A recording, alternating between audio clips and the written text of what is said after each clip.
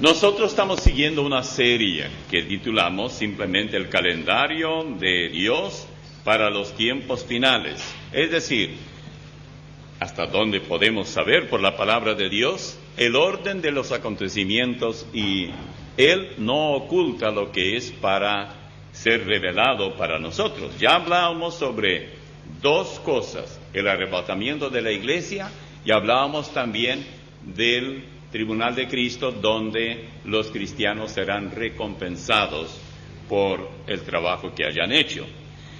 Y ahora vamos a hablar sobre lo que podríamos titular el tiempo justamente antes, lo que dará paso a la gran tribulación. La gran tribulación se menciona allá en Mateo 24. Una cosa es cuando dice tribulación y otra cosa es cuando dice gran tribulación. Quiere decir que va a ser una tribulación que nunca hubo. Siempre hay tribulaciones. Nosotros enfrentamos tribulaciones en los hogares. Pasamos momentos difíciles, etcétera, algún tipo de tribulación. Pero la gran tribulación no tiene paralelo, es única. Es importante que nosotros pensemos el vacío que dejará la iglesia cuando se haya ido. Porque la gran tribulación no es para nosotros. Tenemos que saber lo que va a pasar, porque queremos luego seguir viendo qué más viene. Y es tan interesante notar que la Escritura, la Biblia, es tan clara en todos los detalles, que sorprende por qué no tenemos mayor pasión por estos temas tan necesarios.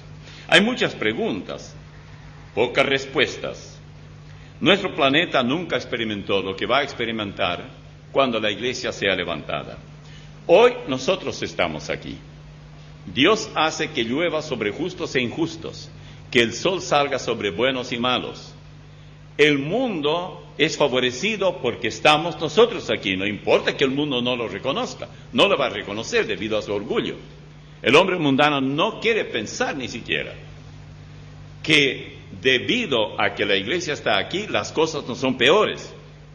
Pero la cosa cambiará mucho, mucho una vez que la iglesia haya partido. Muchos cristianos no creen, por ejemplo, que habrá un arrebatamiento. Ustedes pueden escuchar predicadores, muchos. Incluso hay predicadores que ustedes escuchan por nuestra radio, que en el aspecto de la salvación, magnífico. Pero en lo que se refiere a los acontecimientos relacionados con la venida del Señor, el rapto de la iglesia, ellos no creen en el rapto. Ellos creen que el Señor va a volver. Pero todos aquellos que hayan recibido a Cristo en el arrebatamiento se habrán ido. Y es probable que la situación se torne muy difícil en un primer momento, y poco a poco el mundo estará tratando de acomodarse a una situación sin la iglesia verdadera de Cristo. La iglesia cristiana seguirá, porque cristiano cualquier cosa es hoy en día. Pero la iglesia de Cristo, los regenerados, no estarán aquí. No quedará una sola persona que haya recibido a Cristo. Los gobernantes del mundo no sabrán explicar qué pasó. Y aunque sepan algunos de ellos lo que pasó, no querrán decir, porque habrán quedado. En algunos casos, familias enteras habrán desaparecido. Solo piensen por un momento lo que esto va a significar. Todo el mundo estará ansioso por escuchar alguna explicación que tenga sentido, especialmente las familias divididas, donde los padres no están y los hijos quedaron, donde la esposa no está con los hijos pequeños y el esposo mundano, como quería ser siempre, se queda. Querrán respuesta. Es probable que haya algún científico evolucionista que trate de decir que es asunto cíclico. Ustedes saben, lo cíclico es algo que ocurre siempre en cierto momento. Después no, pues llega a ese punto otra vez. Pero resulta que esto nunca pasó. Bueno, dirá, es el ciclo que está comenzando con una desaparición de millones, porque millones desaparecerán. No sería extraño que los altos dignatarios religiosos, tanto cristianos, comillas, como por ejemplo musulmanes, hindúes, budistas, etcétera, todos también tengan alguna explicación. Y es probable que los gobiernos intentan hacer un censo de las propiedades abandonadas por los que extrañamente desaparecieron. Bueno, aquí en Paraguay, si desaparece una familia al día siguiente, ya la casa estará en manos de otros, ¿no? Porque los pobrecitos, cuando ven que no está nadie, no hace falta ni escopeta, ni pistola, ni nada, ni hay que matar a nadie. Y es probable que algunos místicos, algunos brujos, adivinos y falsos profetas, traten de convencer que los desaparecidos, así como desaparecieron, también aparecerán de nuevo. Pero al no regresar a sus hogares, tendrán que tomar algunas medidas. Los desaparecidos que hayan dejado acreedores, por ejemplo, ¿quién les va a pagar la deuda? Bueno, irán a las autoridades, dirán, ese hombre que desapareció o se hizo que desapareció, me debe tanto y voy a pedir que la propiedad de él pase a mis manos, y así por el estilo. ¿Cómo afectará esto al Medio Oriente? Porque esto es lo que mucho nos interesa. Para poder entender esta parte, nosotros debemos saber que en Israel hay muy pocos cristianos. Hay católicos, pero muy pocos cristianos. Y es allí donde seguramente anunciarán un estado de alerta. Y tendrán sobrada razón para eso. Hay por lo menos dos grandes acontecimientos que tendrán lugar un poco después que la iglesia haya partido. Primero, el movimiento de los ejércitos del norte en dirección al Medio Oriente. De esto ya he hablado muchas veces, pero tenemos que volver a decir algo si queremos tener el calendario completo. Y el segundo, el surgimiento del hombre de pecado, que es el anticristo. No debemos ser negligentes, ya que somos la generación que debe reconocer los tiempos en que vivimos. Jesús dijo estas palabras allá en Mateo 16, 1 al 4, que sería bueno que las recordemos. Vinieron los fariseos y los saduceos para tentarle y le pidieron que les mostrase señal del cielo. Versículo 2, mas él respondiendo les dijo, cuando anochece, decid buen tiempo, porque el cielo tiene arreboles, y por la mañana hoy habrá tempestad, porque tiene arreboles el cielo nublado. Hipócritas, que sabéis distinguir el aspecto del cielo, mas las señales de los tiempos no podéis. Y termina en el versículo 4 diciendo esto, la generación mala y adúltera demanda señal, pero señal no le será dada, sino la señal del profeta Jonás, y dejándolos se fue. ¿Cuántas veces hemos analizado las profecías de Ezequiel, por ejemplo? Ezequiel, capítulos 37 al 39. ¿Por qué esta invasión podría estarse gestando ya mismo? Las últimas elecciones en Rusia, porque de allí va a venir una invasión en dirección al Mediterráneo, hacia Israel. Pero esta elección última que tuvo lugar en Rusia dejó al presidente actual, Mr. Vladimir Putin, con mejor oportunidad para actuar que antes, porque él inventó, primero él designó a su sucesor y luego votaron por vasta mayoría. Bien, él sabía qué hacía, no es tonto. Segundo, él se postuló como primer ministro. Cuando un gobierno tiene un primer ministro, el presidente llega a ser un personaje decorativo, no tiene virtualmente autoridad de decisión. Así que el actual presidente, cuyo nombre ni recuerdo, y no me importa mucho, yo quiero saber más quién es él. Sé que es muy joven, y Putin mismo es joven. Por ejemplo, el capítulo 37 del libro de Ezequiel, en su primera parte, no voy a leer todo porque muchas veces hemos leído, la primera parte, Dios le dice a Ezequiel que vaya y que predique a un montón de huesos secos. Y entonces Ezequiel, en visión, dice que él fue y predicó al montón de huesos secos en un desierto.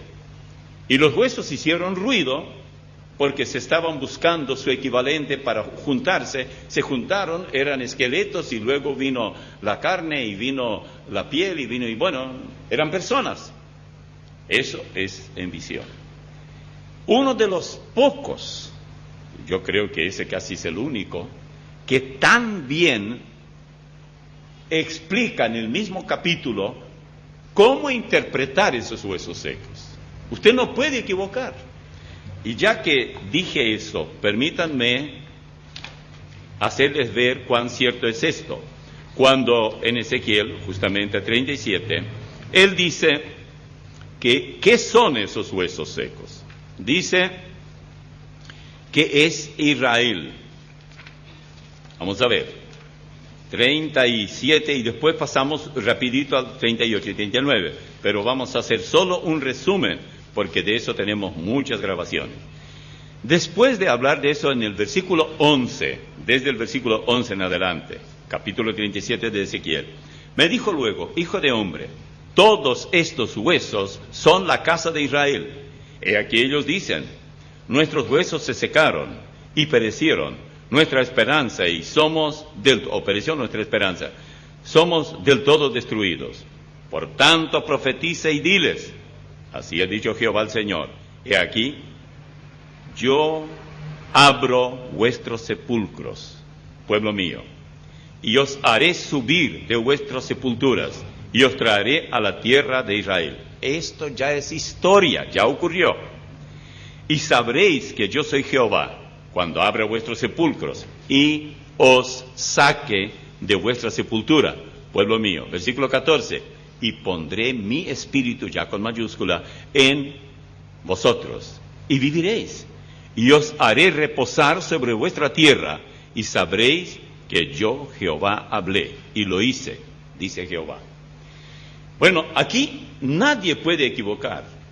Cualquier persona que lee dice: bueno, esos huesos secos representan a Israel. Así que Ezequiel ya 37, ya es historia. Lo que no es historia todavía son los capítulos 38 y 39, y por eso es tan importante que el 37, o sea, lo que se dice en el 37, esté justamente antes de lo que se dice en los capítulos 38 y 39. No es raro que 37 sea seguido por 38 y 38 por 39. Ese no es el problema, es el tema. Si eso se cumplió ya, y sabemos cuándo, 1948, 12 de mayo o 14 de mayo, 1948, cuando Israel se formó. Hay mucha información en la revista número 26, justamente sobre este gran evento. Pero es algo, lo que va a suceder es verdaderamente espantoso y asombroso, lo que se describe en los capítulos 38 y 39 del libro de Ezequiel.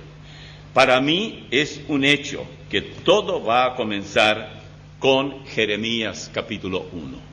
Yo creo que la gran tribulación está descrita en los pocos versículos de Jeremías 1, versículos 14 y 15 por lo menos. Dice así: me dijo Jehová, del norte se soltará el mal sobre todos los moradores de esta tierra, porque he aquí que yo convoco a todas las familias de los reinos del norte, dice Jehová, y vendrán y pondrá cada uno su campamento a la entrada de las puertas de Jerusalén, y junto a todos sus muros en derredor, y contra todas las ciudades de Judá. Bien. Judá e Israel es virtualmente lo mismo. Ya saben algunos cómo fue dividido, etc. El profeta, por ejemplo, el profeta Ezequiel, volviendo a Ezequiel 38-39, no menciona las guerras de Israel que tuvieron lugar. Había por lo menos 5 mayores guerras. Eso él omite. Pero Israel nació en un día.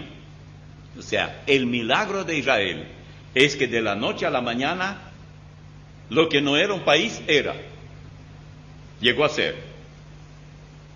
En todos los países de aquí de nuestro continente, incluyendo Estados Unidos y México y Canadá, todos tienen su día de independencia. Y esa independencia no surgió de la noche a la mañana. Tomó tiempo. Pero escuche lo que dijo el profeta Isaías 66:8. 66:8 del profeta Isaías cuando dice: ¿quién oyó cosa semejante? ¿Quién vio tal cosa? ¿Concebirá la tierra en un día? ¿Nacerá una nación de una vez? Pues en cuanto a Sión, estuvo de parto, dio a luz sus hijos. Israel estuvo con dolores de parto durante todo el tiempo del exilio. Jesús dijo, antes de crucificarlo, Él dijo que ellos serían esparcidos por todo el mundo, pero en ningún lugar tenían tranquilidad y paz. Pero ese dolor de parto dio a luz, y de un día al otro apareció el país. Noten ese texto 66:8 de Isaías, porque es muy importante, es un caso único de un país determinado. Lean la historia de su propio país y noten cuánto tiempo tomó para que se declarara la independencia, la soberanía de mi país. Tomó tiempo, pero no con Israel. De un día a otro se hizo todo. Ahora, será una invasión a Israel, llegará a ser pronto, y se dan los países, y se da el país, cuál será el líder, y todo esto en un momento determinado. Por ejemplo, solo algunos versículos vamos a leer del capítulo 38, hay mucho más, pero yo no quiero tomar el tiempo en lo que ya se dijo otras veces. Versículos 6 y 15. Gomer y todas sus tropas, la casa de Togarma de los confines del norte. Me interesa aquí que de alguna manera marquen la palabra norte. Y todas sus tropas, muchos pueblos contigo. Vendrás de tu lugar de las regiones del norte, dice el versículo 15. El versículo 6 del 38 dice del norte. 15 dice, vendrás de tu lugar de las regiones del norte, tú y muchos pueblos contigo, todos ellos a caballo, gran multitud y poderoso ejército. Y Ezequiel 39, versículo 2 dice, te quebrantaré y te conduciré y te haré subir de las partes del norte y te traeré sobre los montes de Israel. Eso de dar el punto cardinal exacto, siempre mirando desde Israel, cuando dice oriente, vamos en dirección a Irán, a China y a esos países por ahí. Pero cuando dice sur, vamos en dirección a Egipto y a África en general. Si dice norte, miramos hacia el norte. Y vamos a ver enseguida los países que de allí provendrán. Es increíble cómo se está armando todo. Me dijo Jehová, del norte se soltará el mal sobre todos los moradores de la tierra. Jeremías 1, 14 y 15. Porque he aquí que yo convoco a todas las familias de los reinos del norte, otra vez norte. Dice Jehová, y vendrán y pondrá cada uno su campamento a la entrada de las puertas de Jerusalén, y junto a todos sus muros en derredor, y contra todas las ciudades de Judá. Jeremías y Ezequiel hablan de lo mismo, una y otra vez. Si hacemos un estudio, digamos, genealógico, aparece allá en Génesis y en los libros históricos, especialmente el primer libro de Crónicas, descubriremos que Ezequiel se refiere a un país que hoy conocemos como Rusia, pero que entonces virtualmente no era habitado. Cuando Ezequiel obtuvo la revelación de esa invasión, él no tenía la menor idea del tipo de gente que viviría al norte mirando desde Israel. Y es tan exacta la revelación que recibe Ezequiel que incluso parece referirse a Moscú, capital de Rusia, porque usa la palabra Mesec en el versículo 2, y también usa la palabra Tubolsk y Tubol, cambian un poco. Mesec, Moscú, Tubol o Tubal, Tubolsk, hoy cambiaron un poco. Y lo más simpático de todo esto es que mientras Mesec o Moscú es la capital de la fábrica de armas se llama Tubolsk ahora. No debemos olvidar que aquí no se trata de una decisión del Kremlin, Esta invasión no va a ser decidida por el Kremlin, Mr. Putin y su ayudante o sus ayudantes, no. Esto lo va a hacer Dios. Oigan esto. Y di, así ha dicho Jehová el Señor, he aquí yo estoy contra ti, oh Gog. ¿Quién es el que habla? Es Dios. Príncipe soberano de Mesec y Tubal, versículo 3. Siempre estamos en el 38. Dios sigue hablando y dice, y te quebrantaré y pondré garfios en tus quijadas. Aquí no hace nada Rusia, Dios hace todo. Y te sacaré a ti y a todo tu ejército, caballos y jinetes, de todo en todo equipados, gran multitud con paveses y escudos, teniendo todos ellos espadas. Versículos 3 y 4 del capítulo 38. ¿Qué más quieren? ¿Quién es el que origina la guerra? ¿Vamos a culpar a los rusos? No, señor. Они хорошие люди, dicen los rusos. Ellos son gente buena. No son tan buenos. Por lo menos no son mejores que nosotros. Pero no merecen esto. Pero lo van a hacer. Y veremos cómo va a ocurrir esto. Habrá muchos aliados que el comandante de tan grande ejército tendrá este cargo. Noten versículos 5 y 6 del mismo 38. Persia y Cus. Persia, Cus y Fut con ellos. Todos ellos con escudo y yelmo. Gomer y todas sus tropas. La casa de Togarma de los confines del norte y todas sus tropas. Muchos pueblos contigo. Eso es lo que dicen los versículos 5 y 6 del 38. Ahora usted dice, ¿quiénes son ellos? Pero note esto. ¿Cuál es el primer país que aparece en esta lista? Persia.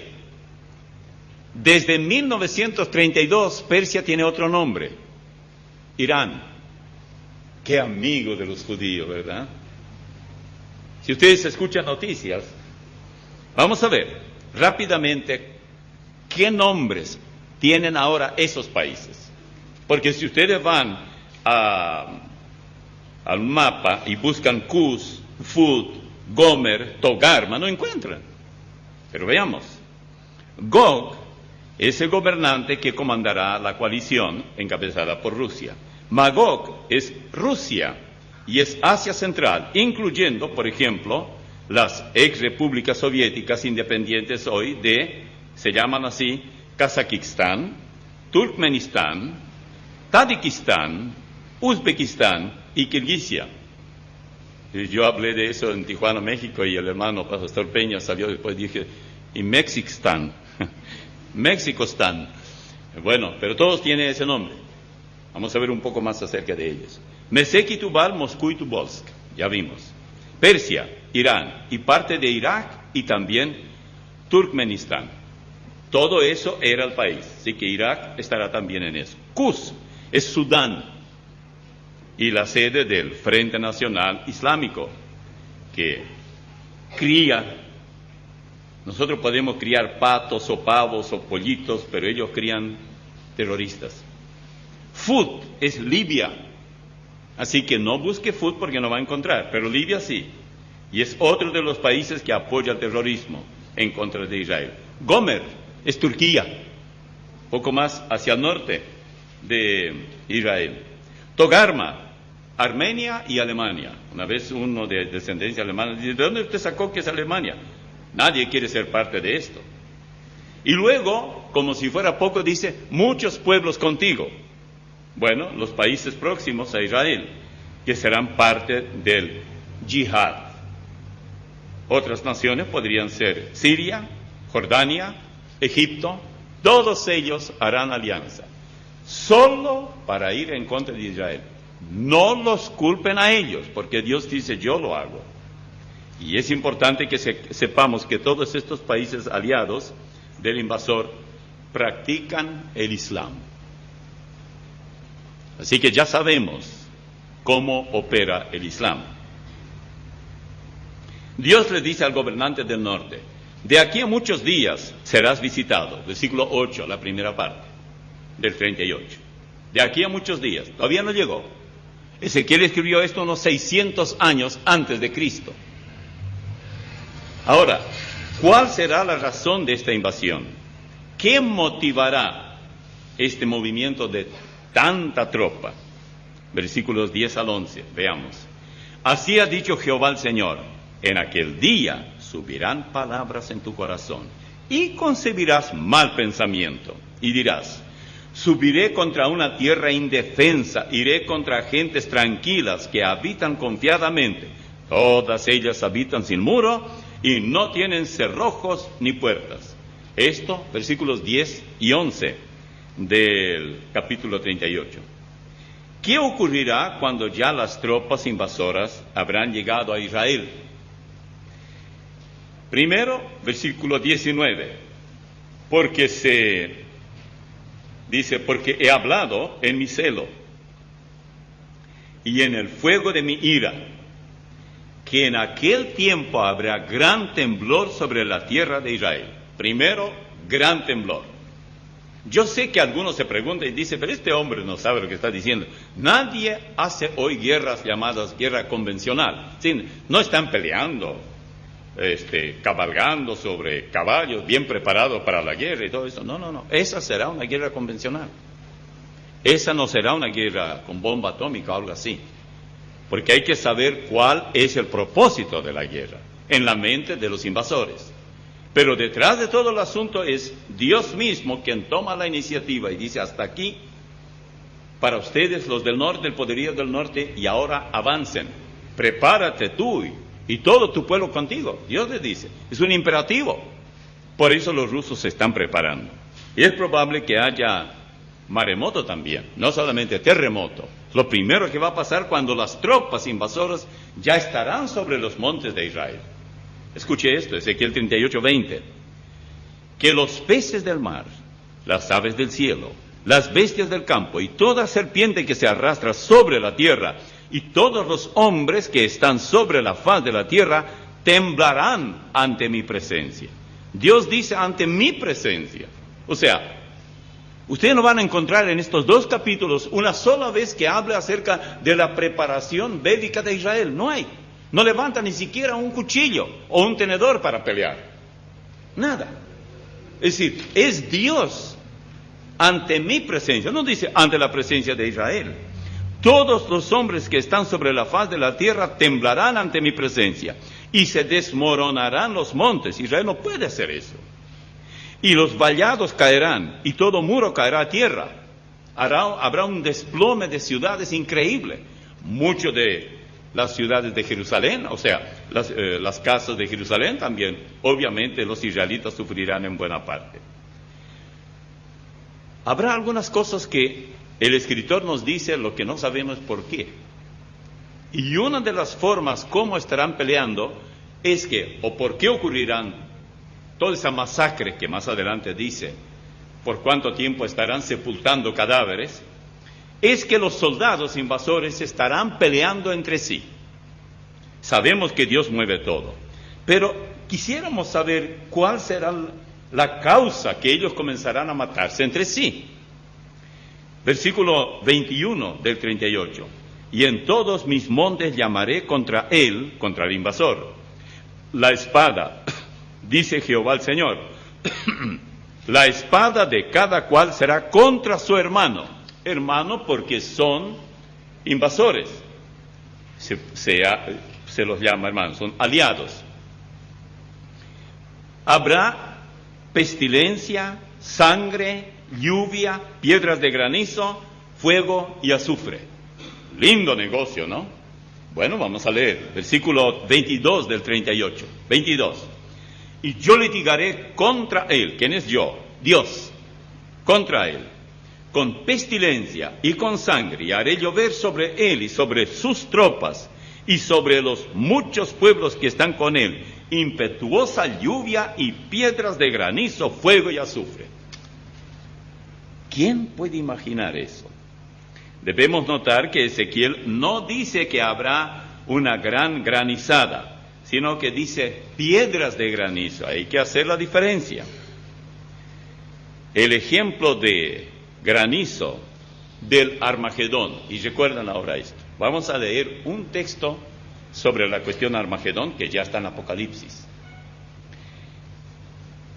Este evento del que estamos hablando, que menciona Jeremías, del norte se soltará el mal, es la antesala del comienzo de la gran tribulación. Y lo que vamos a leer ahora en Apocalipsis es la parte final, el broche de la gran tribulación. Apocalipsis 16, 16 al 21. Si tienen la Biblia abierta, mantengan la vista fija allí. Y lo reunió en un lugar que en hebreo se llama Armagedón. Ahora el versículo 17. Y el séptimo ángel derramó su copa por el aire, y salió una gran voz del templo del cielo, del trono, diciendo: hecho está. Versículo 18. Entonces hubo relámpagos y voces y truenos y un gran temblor de tierra, un terremoto tan grande cual no lo hubo jamás desde que los hombres han estado sobre la tierra. Y la gran ciudad fue dividida en 3 partes, y las ciudades de las naciones cayeron. Las ciudades de las naciones, no solamente en Israel. Y la gran Babilonia, la confusión religiosa, vino en memoria delante de Dios, para darle el cáliz del vino del ardor de su ira. Y toda isla huyó, y los montes no fueron hallados. Y cayó del cielo sobre los hombres un enorme granizo, como del peso de un talento. Un talento son 50 kilos. ¿Qué cabeza va a aguantar esto? Por eso dice piedra, no dice granizo, piedras. Y los hombres blasfemaron contra Dios por la plaga del granizo, porque su plaga fue sobremanera grande. Esta es la parte final de la gran tribulación, que todavía ni la tocamos, porque hoy de lo que estamos hablando, estamos simplemente hablando sobre la antesala del comienzo de la gran tribulación. Próximamente deberíamos de hablar qué va a pasar después cuando la superpotencia del norte no exista. Y quiero avisarles ya de antemano, si ustedes quieren saber qué va a pasar, no tienen más que leer en su casa con mucho cuidado y sin ningún prejuicio capítulo 17 de Apocalipsis. Eso es lo que va a pasar.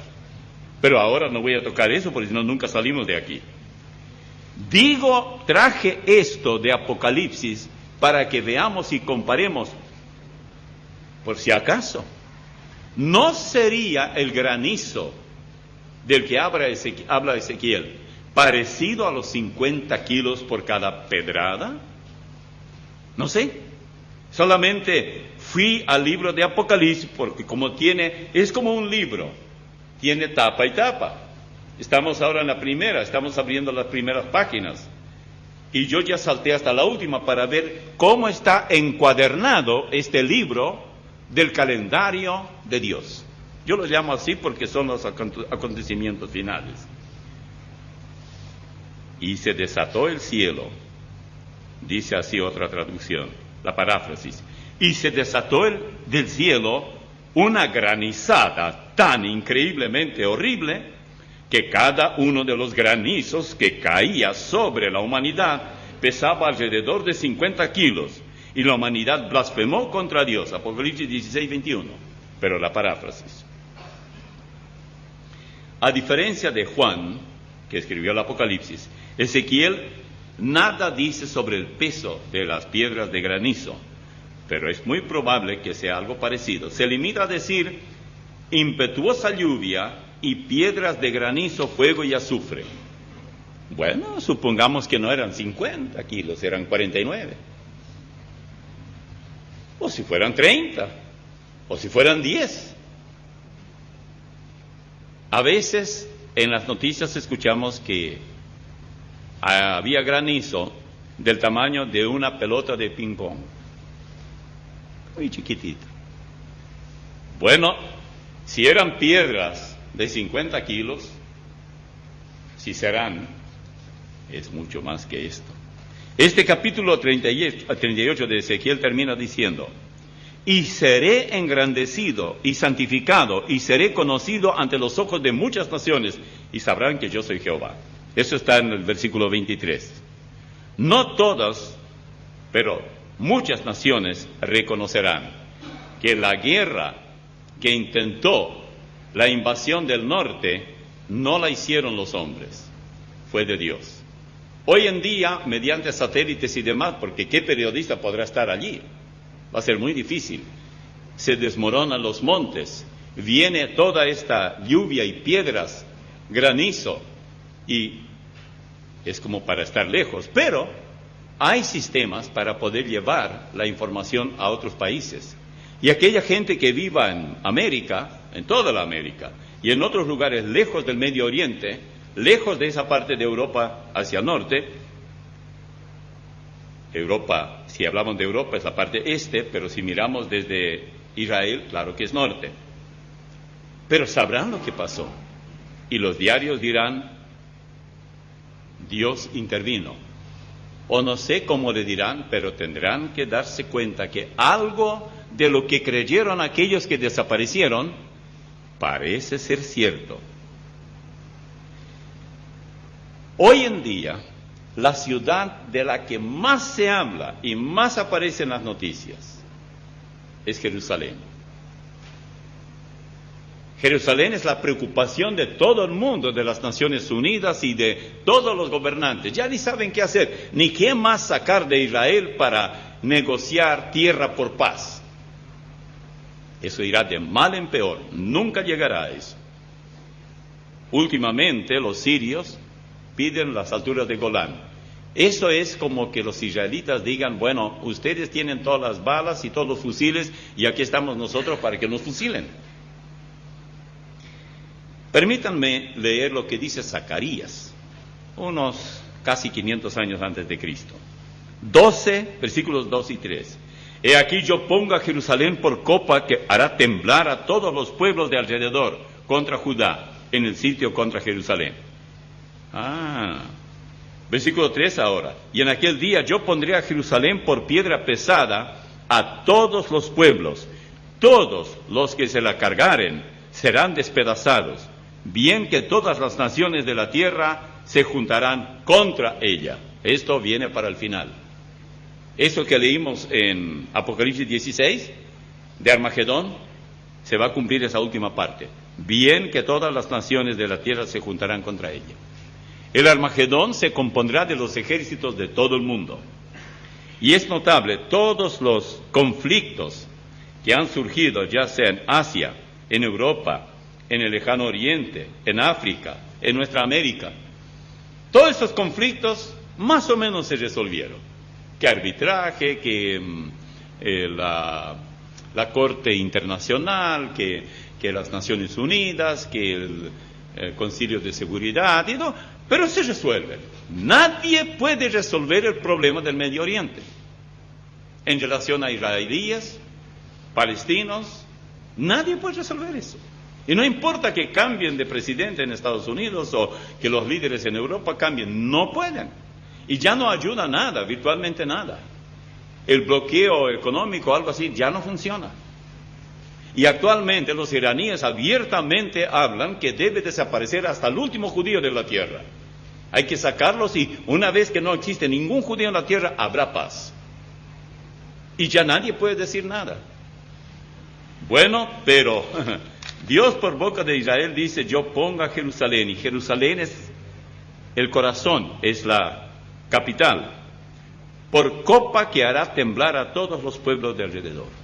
Todos temblarán, solo por una pequeña ciudad comparando con ciudades grandes. Jerusalén no tiene nada, es apenas una aldea al lado de Nueva York, de Londres, de París, de muchas ciudades aquí en América Latina, Río, por ejemplo, San Pablo, Buenos Aires, todas esas ciudades, México, Tokio. ¿Qué es Jerusalén?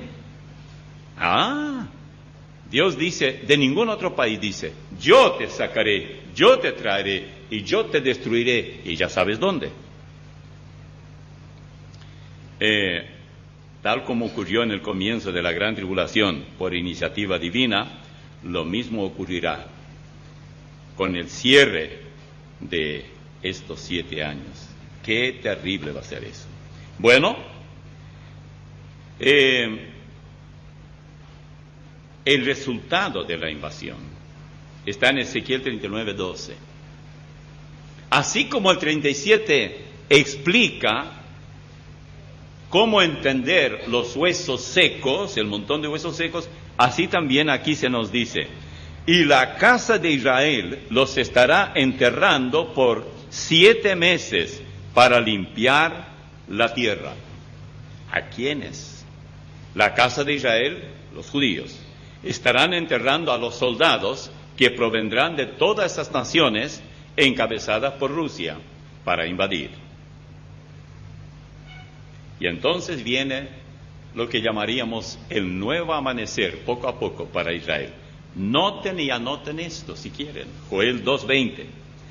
Y haré alejar de vosotros al del norte, Dios dice, y lo echaré en tierra seca y desierta, y claro, se convierte en cadáveres.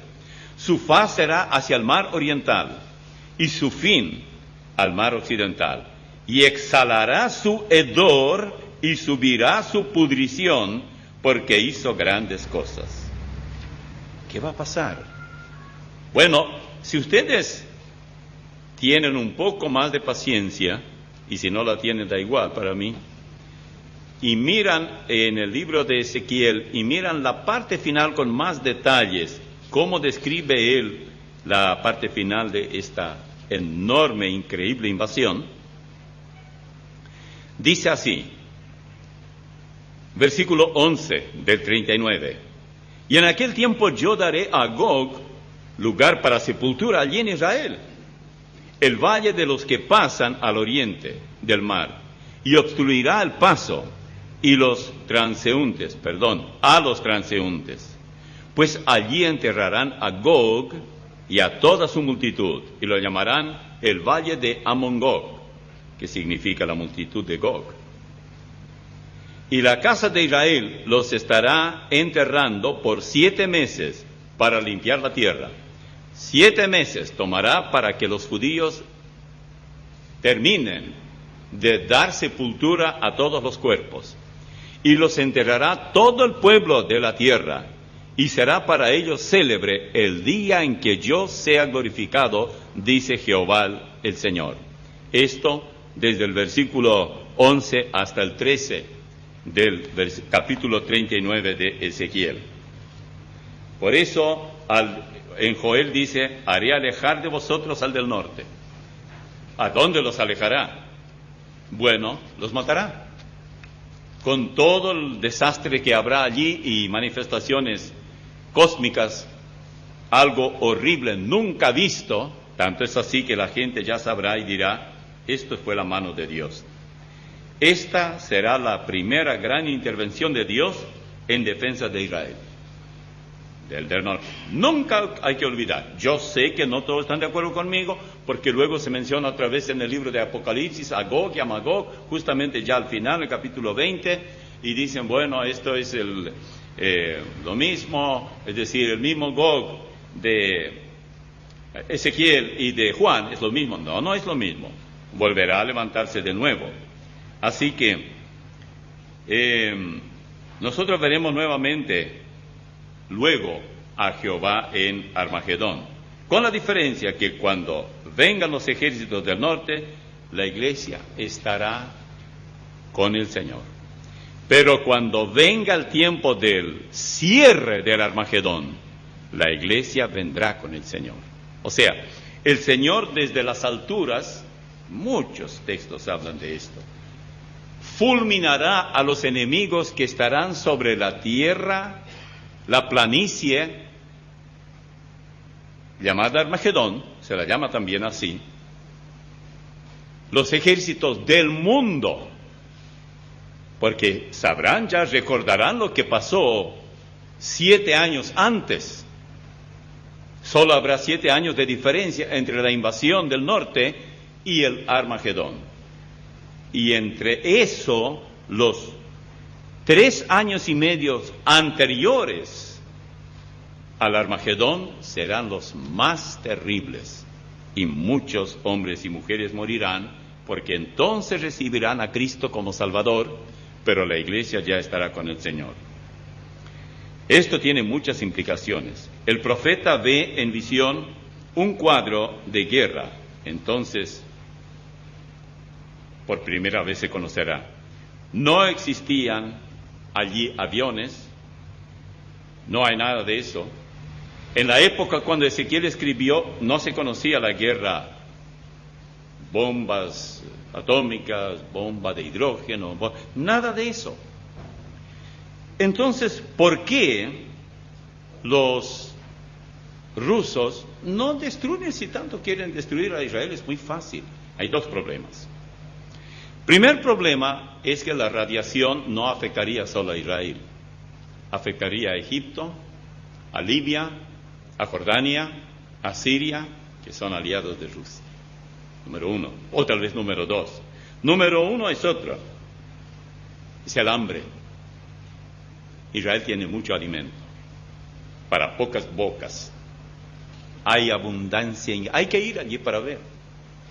Solo recuerdo que tanto quiero ir otra vez solo para cenar o desayunar allí.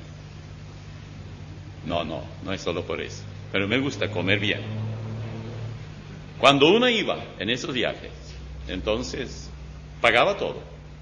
El desayuno y la cena estaba pagado, el almuerzo no, porque no sabíamos dónde estaríamos. Pero en un hotel se hospedan todos.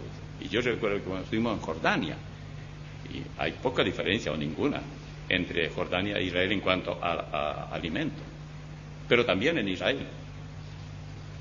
La comida estaba allí toda, así media luna. Y los mozos parados así, esperando, y nosotros, los grandes tipos que vamos a comer, pagamos poca cosa. Diríamos así, porque así cuando van en grupo es así. Pero una de alimento tan abundante. Rusia está pasando por momentos muy difíciles. Y si va como va hasta ahora, de mal en peor. Pero esté yo en lo correcto o no, yo veo que una de las razones por qué esa guerra será convencional, es decir, los ejércitos podrán venir en helicópteros, en aviones hasta cierta parte, porque claro, no podrán aterrizar en Israel, pero aterrizarán tal vez en algunos países limítrofes y luego en helicópteros, para literalmente usar los montes de Israel, etcétera, porque querrán pelear cuerpo a cuerpo. Dirán, ¿qué van a hacer esos judíos? Nosotros tenemos cientos de miles de soldados con sus rifles, con sus fusiles, con todo lo que... y tenemos tanques y tenemos de todo. Y esa es la razón por qué ellos no usarán. Las armas nucleares son muy dañinas. Tenemos un buen ejemplo en Chernóbil, que fue en el 80 y tanto, 82 creo que fue, en la parte de Ucrania. Ese país se llamaba el granero del mundo. Hoy no lo es ya. Cuando tuvieron ellos allí en Chernóbil un accidente y salió la radiación, afectó la agricultura, afectó los animales. Y yo hablé con un pastor, un hermano ahí en Santa Bárbara, California. Él había venido de allá. Y le dije, cuéntame cómo fue. Bueno, en primer lugar dijo, no dudamos que ellos construyeron Chernóbil, los rusos, allí para perjudicar nuestra capacidad de granos. Pero le voy a decir algo. Frutas como, por ejemplo, como manzana, crecieron como sandías de grandes. Es totalmente por la radiación. El pasto verde, increíble cómo crece. Los animales comen y luego nosotros comemos la carne de esas vacas o tomamos la leche. Y por eso ve usted, y ustedes habrán visto en fotos y yo creo que por televisión, la cantidad de chicos que tienen cáncer. Y el cáncer pero incontrolable se hizo allí. Y los japoneses, que tienen experiencia en bomba atómica, 1945, dijeron, ustedes los ucranianos tienen 200 años que esperar para que la tierra se limpie. Esta para mí es una de las razones. ¿Por qué los rusos no harán? Porque ellos querrán recibir el botín intacto. Y si ustedes dicen, pero eso es lo que usted piensa. No. La Biblia dice, dice así, en Ezequiel 38:12. Según Dios, el invasor vendrá para arrebatar despojos, para tomar botín, para poner tus manos sobre las tierras desiertas, ya pobladas, y sobre el pueblo recogido de entre las naciones, que se hace de ganado y posesiones, que mora en la parte central de la tierra. Esto está en Ezequiel 38:12. Y en el 13, la segunda parte dice, ¿has venido a arrebatar despojos? ¿Has reunido tu multitud para tomar botín, para quitar plata y oro, para tomar ganado y posesiones, para tomar grandes despojos? Es una pregunta retórica. Ustedes, es lo mismo que si ustedes vinieron aquí, invadieron para alimentarse, para sacar lo que tienen otros. Como nunca antes, nosotros los cristianos tenemos que informarnos de esto. Por eso al principio yo les leí el texto allí de Mateo, creo, 16. ¿Saben ustedes distinguir el color del cielo y todo eso?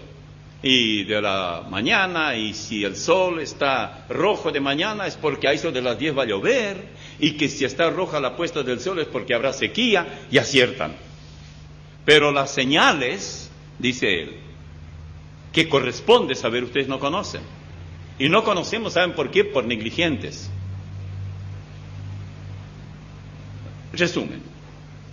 Es importante recordar, en primer lugar, que el contenido de Ezequiel 38 y 39 es la continuación de la profecía del 37. Esto expliqué ampliamente. 2.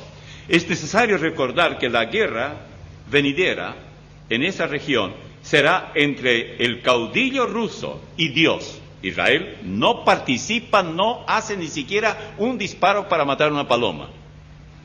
3. Ningún foro internacional podrá detener esta invasión, porque su origen no será el Kremlin, será Dios. No podemos discutir con Dios y pararle a Él. 4. Debemos recordar que todos los aliados del comandante de estos ejércitos son aliados hoy de Rusia, y todos ellos practican el Islam. A Rusia no le importa el idioma. Rusia practica la ortodoxia, son ortodoxos. 5. Es probable que algún tiempo antes Rusia misma firme un tratado de paz con Israel. Por eso dice esto, por ejemplo. Rusia dice, subiré contra una tierra indefensa, iré contra gentes tranquilas que habitan confiadamente. Todas ellas habitan sin muros y no tienen cerrojos ni puertas. Como en aquella época los cerrojos y puertas de las ciudades eran muy importantes, el profeta usa la terminología de entonces. Hoy diríamos, hemos hecho un pacto, hemos firmado un pacto entre rusos e israelíes de no agresión por tantos años. Pero ustedes ya saben cómo los rusos dicen la verdad, ¿no? 6. La razón de la invasión, sin duda, será el hambre en Rusia. Entonces ocurrirá algo bien interesante. Rusia no practica el Islam. Los rusos son ortodoxos. Pero igual como Herodes y Pilato se hicieron amigos para crucificar al Señor, también los rusos se harán amigos del Islam. No será necesario que se vuelvan maometanos, pero dirán, somos hermanos. Oiga lo que dice en Lucas 23, 11 y 12.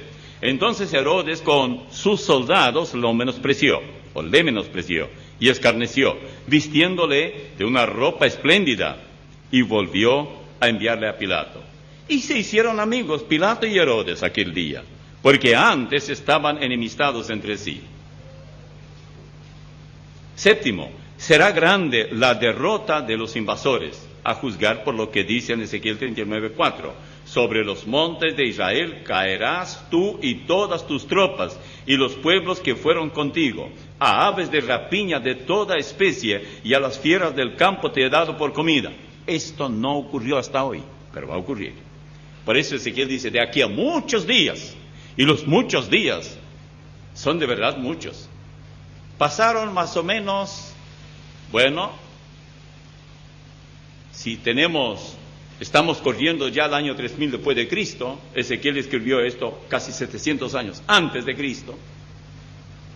Con razón lo dice. Octavo, en ningún lugar se menciona al ejército hebreo, su armamento o cómo pelearán ellos. No hay.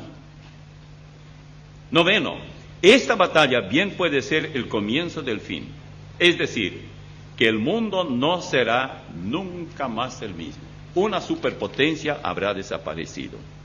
El mundo ensayará un gobierno de tipo religioso, pero de esto vamos a hablar después. Por eso les digo, lean Apocalipsis 17.